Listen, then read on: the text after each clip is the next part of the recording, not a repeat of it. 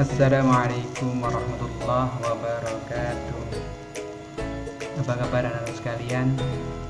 Alhamdulillah, mudah-mudahan kalian semua masih diberi kekuatan dan kesehatan oleh Allah. Anak-anakku yang berbahagia, sebelum Ustaz menyampaikan materi ini, marilah kita buka dulu dengan bacaan basmalah bersama-sama. Bismillahirrahmanirrahim. Anak-anakku yang berbahagia, pada kesempatan kali ini saya mau menyampaikan Al-Islam tema ketiga, pembelajaran kedua. Materinya apa? Materinya fikih tentang infak dan sedekah. Materi yang kedua adalah akidah, yaitu Asmaul Husna. Anak-anakku yang berbahagia, yang pertama adalah infak. Kalian sudah sering melakukan infak, tapi kalian belum paham apa artinya infak. Infak kalau menurut bahasa yaitu pemberian atau sumbangan harta untuk kebaikan selain zakat. Ingat, selain zakat.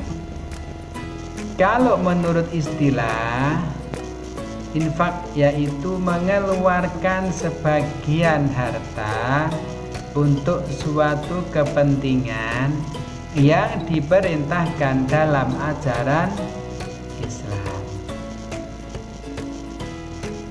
Anak-anakku yang berbahagia, selanjutnya adalah syarat infak. Orang yang berinfak itu harus ada syaratnya. Syarat apa? Syarat harta yang diinfakkan. Syaratnya hartanya harus harta yang baik, harta yang dicintai atau harta yang disukai, bukan harta yang buruk-buruk. Jadi kalau orang infak itu bukan harta atau yang nggak dipakai diberikan orang, itu infak bukan. Jadi infak itu adalah harta yang masih kita pakai. Anak-anakku yang berbahagia, berikutnya adalah macam-macam infak. Yang pertama adalah infak adalah wajib. Infak wajib yaitu harta yang dikeluarkan untuk perkara wajib seperti mas kawin, menafkahi istri. Jadi kalau orang kawin, mas kawin itu hukumnya wajib. Kalau orang kawin nikah, kalau nggak ada mas kawin berarti tidak sah nikahnya. Yang nomor dua, infak mubah. Apa infak mubah itu? Mengeluarkan harta untuk perkara yang diperbolehkan oleh ajaran Islam. Contoh berdagang, bercocok tanam, itu mubah. Jadi kalau orang berdagang itu mubah. Apa sih mubah itu? Dikerjakan tidak apa-apa, ditinggalkan juga tidak apa-apa. Jadi kalau orang berdagang boleh, nggak berdagang pun juga boleh. Macam-macam infak. Yang nomor tiga adalah infak haram. Ada infak haram? Ada. Seperti apa? Infak haram itu mengeluarkan harta dengan tujuan haram, sepertinya contohnya infak orang kafir untuk menghalangi syiar Islam, itu haram. Sudah berinfak tapi haram. Yang nomor dua, infak orang Islam kepada fakir miskin tapi tidak karena Allah Subhanahu wa ta'ala, karena ingin dipuji orang, itu haram. Jadi infak itu harus karena Allah, bukan karena manusia. Macam-macam infak. Berikutnya adalah infak sunnah. Apa infak sunnah itu? Mengeluarkan harta dengan niat sedekah untuk jihad dan infak kepada yang membutuhkan. Kalau nggak ada yang membutuhkan, ya infakkan ke masjid. Anak-anakku yang berbahagia, selanjutnya adalah sedekah. Orang Jawa bilang sedekah. Sedekah itu bahasa Arab, sedekah itu bahasa Surabaya. Mohon sedekahnya Pak, mohon sedekahnya Bu, itu artinya sodako. Apa artinya sodako? Mengeluarkan harta di jalan Allah dengan ikhlas, tanpa mengharapkan imbalan, dan semata-mata mengharap ridho Allah, itu namanya sodako. Jadi ibaratnya mengeluarkan sodako itu tangan kanan yang memberikan, tangan kiri tidak tahu, itu namanya sodako dengan ikhlas. Berikutnya macam-macam sodako bisa diamalkan sehari-hari. Macam-macamnya apa? Yang pertama adalah yang tidak menggunakan materi, tidak pakai mengeluarkan materi, cukup mengeluarkan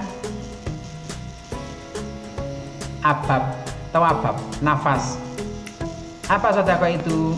Yang pertama membaca tasbih, membaca tahlil, dan membaca tahmid, semuanya yang menyebut nama Allah. Itu termasuk sedekah yang diamalkan sehari-hari, itu tanpa membutuhkan materi.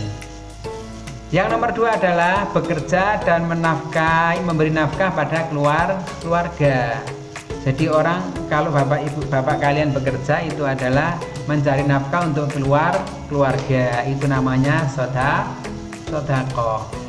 Yang ketiga adalah sodako harta atau materi. Jadi sodako harta yang materi itu yang biasa kalian berikan ke kotak amal atau kepada orang yang kurang mampu. Itu sodako materi.